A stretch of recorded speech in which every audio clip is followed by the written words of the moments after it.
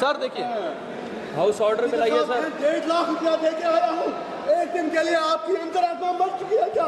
Nobody is speaking.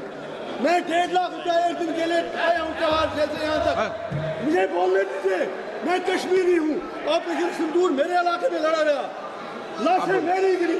इस video में जिस सांसद की आवाज़ आपको सुनाई दे रही है वो अब्दुल रशीद शेख उर्फ इंजीनियर रशीद हैं। वर्तमान में जम्मू कश्मीर की बारामूला सीट से सांसद। 29 जुलाई को लोकसभा में ऑपरेशन सिंदूर पर चर्चा चल रही थी। पक्ष विपक्ष के नेता अपनी राय रख रहे थे। जैसे ही शिवसेना सांसद और एकनाथ शिंदे के बेटे श्रीकांत शिंदे ने अपनी बात रखना शुरू की, पीछे से एक सांसद के चिल्लाने की आवाज़ सुनाई दी। ये आवाज़ थी इंजीनियर रशीद की।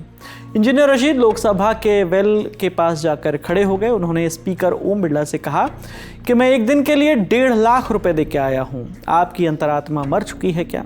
Nobody is speaking. मुझे बोलने दीजिए, मैं कश्मीरी हूँ। ऑपरेशन सिंदूर मेरे इलाके में लड़ा गया, लाशें मेरे इलाके में गिरी। लेकिन स्पीकर ओम बिरला ने उन्हें अपनी सीट पर बैठने के लिए कह दिया और उस वक्त श्रीकांत शिंदे का भाषण जारी रखा गया। हालांकि शाम 4:19 पर सांसद इंजीनियर रशीद को बोलने का मौका दिया गया। उन्होंने भाषण की शुरुआत में ही कहा कि मैं तिहाड़ से आ रहा हूं, प्लीज़ मुझे समय दीजिए, मुझे 10 से 12 मिनट तक बोलने से मत रोकिएगा। इसके बाद उन्होंने पहलगाम पर अपनी बात रखते हुए कहा कि हम लाश उठाते उठाते थक गए हैं। आपको उनके भाषण के कुछ अहम हिस्से सुनवाते हैं। मेरे प्रॉफिट का फरमान है कि जिसने एक बेगुनाह शहरी को कत्ल किया उसने सारी ह्यूमैनिटी को कत्ल किया। लिहाजा पहलगाम में जो भी हुआ वो पूरी इंसानियत का कत्ल था। जब कंडेमनेशन की बात आए, हम कश्मीरियों से ज्यादा कौन पहलगाम की उन फैमिलियों का दर्द समझ सकता है? क्योंकि हम लोगों ने 80,000 लोग 1989 से आज तक खो दिए हैं। कश्मीर ने जितनी तबाही देखी है, हमने कब्रिस्तान देखे हैं, लाशें उठाते उठाते हम थक गए हैं। मैं स्पीकर साहब कहना चाहता हूं, आज हर कोई कहता है कि वो मिलिटेंट कहां गए, एलजी साहब क्या कर रहे थे। मैं किसी की वकालत नहीं कर रहा हूं। आई am not taking the sides. I come from a place which is situated at the LOC। जब बॉर्डर पे देखते हैं तो नजर आपकी थकती है, इतना ऊपर बॉर्डर है। किसी को आना जाना हो उतना ज़्यादा मुश्किल नहीं है, फौज शायद उतना कंट्रोल नहीं कर सकती है। इसी तरह जब आप एलजी को इल्जाम देते हैं, I am not defending him, I have nothing to do with him. आपकी पार्लियामेंट में तो बैठे बैठे 2 बंदे अंदर घुस आए नीचे से। कहना यह है, आप मिलिटेंसी खत्म कैसे करोगे? आप मिलिटेंट से कैसे लड़ोगे? उसके लिए आपको कश्मीरियों के दिल जीतने होंगे।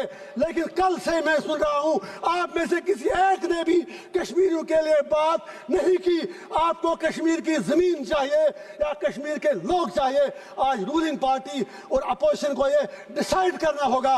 मैं कांग्रेस से गुजारिश करना चाहूंगा, या नेहरू जी के मुतालिक बड़ी बातें की गई। Of course he was our first prime minister. सही कहा दुबे जी ने, बिल्कुल सही कहा। तो इसीलिए हम भी कहते हैं थिंग्स डन इन कंटिन्यूटी। जो उन्होंने कमिटमेंटें की वो सीधे जहन में रखें।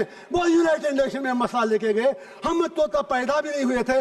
देश आपको मिला 15 अगस्त 1947 को। फॉल्ट आपका है।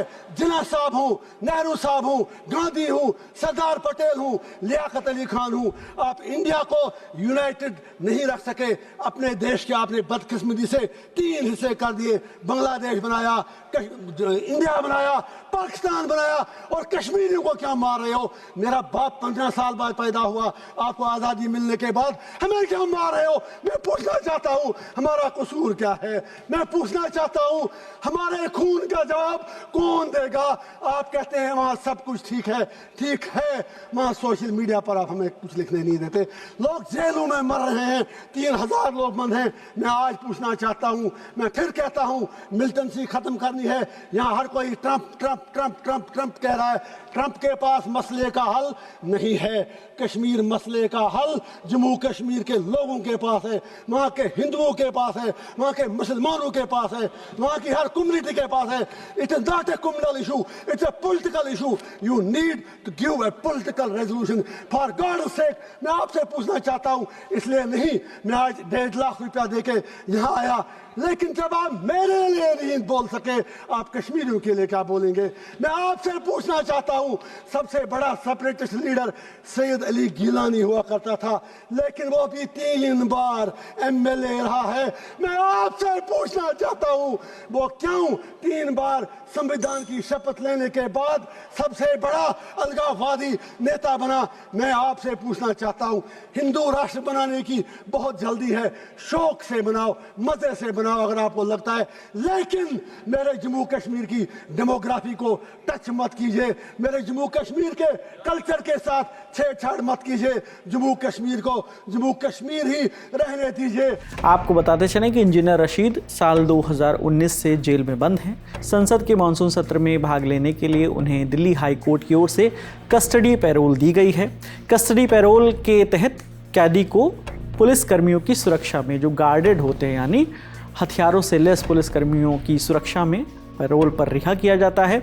कोर्ट ने उन्हें 24 जुलाई से 4 अगस्त तक के लिए कस्टडी पैरोल दी है, लेकिन इसके लिए एक शर्त भी रखी है। शर्त ये कि सांसद इंजीनियर रशीद को जेल से संसद तक पहुंचने के लिए यात्रा और सुरक्षा में आने वाला खर्च जो है उसका भुगतान उन्हें खुद ही करना पड़ेगा। इससे पहले बजट सत्र में शामिल होने के लिए भी उनके सामने यही शर्त रखी गई थी। तो मतलब ये कि संसद के सत्र में शामिल होने के लिए हर रोज़ उन्हें 1,45,000 रुपये का भुगतान करना होगा। इसी का जिक्र इंजीनियर रशीद ने संसद में करते हुए कहा था कि 1.5 लाख रुपए खर्च किए हैं, इसलिए उन्हें बोलने दिया जाए। आपको याद दिलाते चलें कि साल 2017 के टेरर फंडिंग केस में NIA ने इंजीनियर रशीद को UAPA के तहत साल 2019 में गिरफ्तार किया था, जिसके बाद से वो दिल्ली की तिहाड़ जेल में बंद हैं। 2 बार के विधायक इंजीनियर रशीद ने साल 2024 का लोकसभा चुनाव लड़ा और जेल से ही चुनाव लड़ा। उत्तरी कश्मीर की बारामूला सीट पर निर्दलीय प्रत्याशी के रूप में जीत हासिल की। उन्होंने नेशनल कॉन्फ्रेंस के उम्मीदवार उमर अब्दुल्ला और पीपल्स कॉन्फ्रेंस के सज्जाद गनी लोन को हराया था। फिलहाल इस खबर में इतना ही। आपकी तमाम जानकारी लेकर आई थी हमारे साथी रक्षा। कैमरे के पीछे प्रशांत है, मेरा नाम विकास वर्मा है। देखते रहिए दिल लल्ला टॉक। शुक्रिया।